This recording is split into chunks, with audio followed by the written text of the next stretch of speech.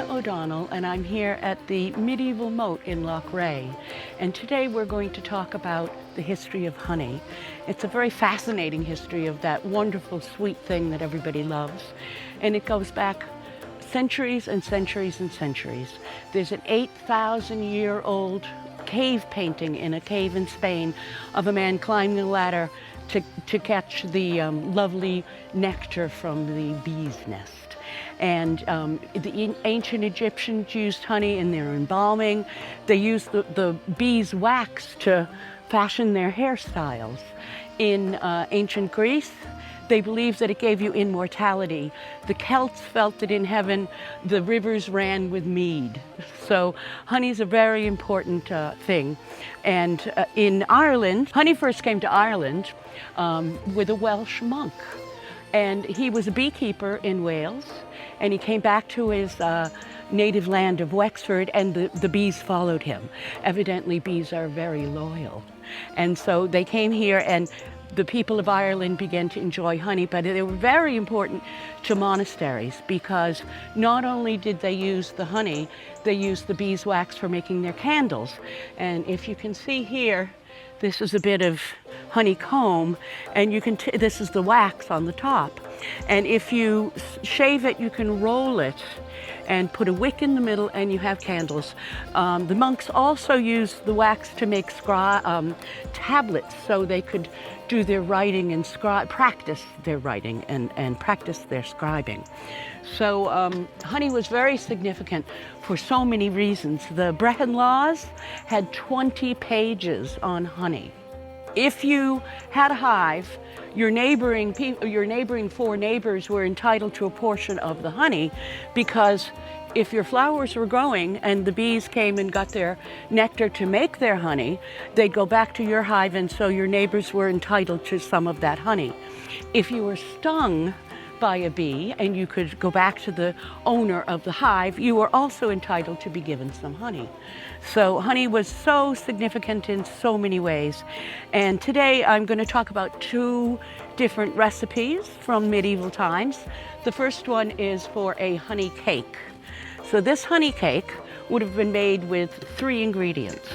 And first of all, you have eggs, and you would beat those eggs with a whisk. Now this is a modern whisk, but in medieval times you would have taken some good strong twigs and tied them together in order to beat those eggs, and you'd get a pretty tired arm beating the eggs for a good long time. And then you add a mug, 3/4 of a mug of honey, and you'd continue to beat the eggs until this thickened. And then you would use 3/4 of a mug of oat flour. So this is our oat flour, and wheat flour didn't actually exist at the time. They used wheat and barley flour. They would even make flour out of acorns and different kinds of nuts. So you have your eggs, your honey, and your flour, and you mix that mixture together, and we would put it into a pan like this.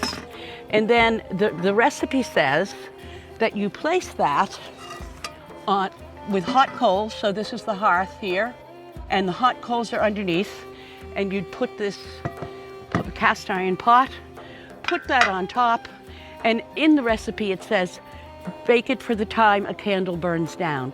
So that's about 180 temperature and about 45 minutes to bake the cake.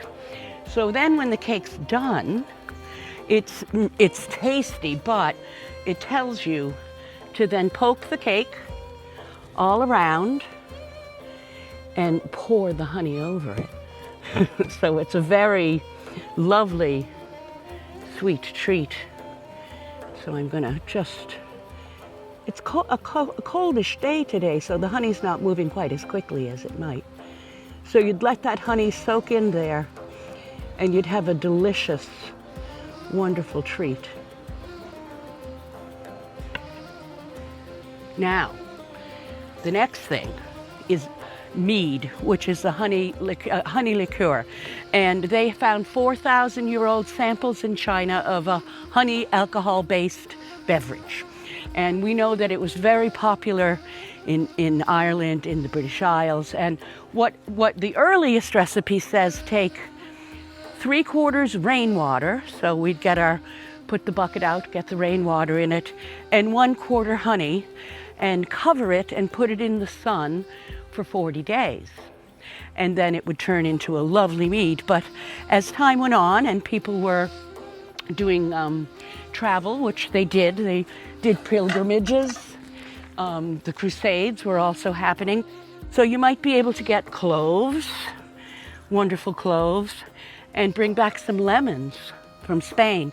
And so you could put some of the cloves, some of the lemons in with the honey and the rainwater, and over time that would become lovely, lovely alcoholic mead. And there's a term, the honeymoon. And a honeymoon was when a bride and groom were married, they were given a month's supply, 28 days, which is the cycle of the moon. So they were given 28 days worth of mead to drink. So they felt it promoted happiness, frivolity, fertility, and all of those wonderful things that you would love to have on your honeymoon. It'd be good to get a honeymoon for 28 days now, but that's pretty rare.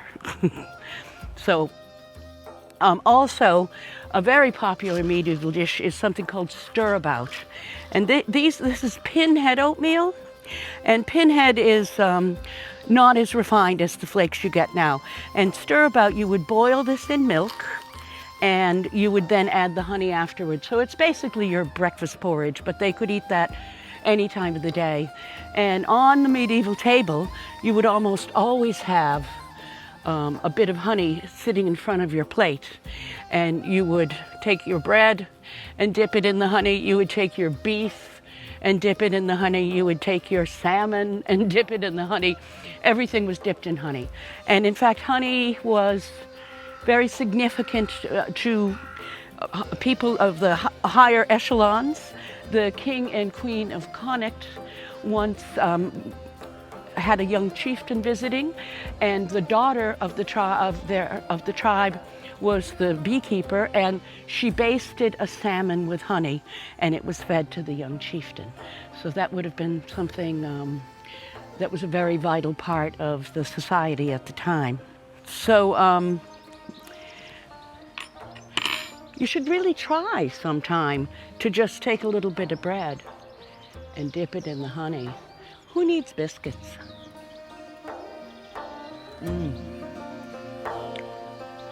The simple things in life are always the best.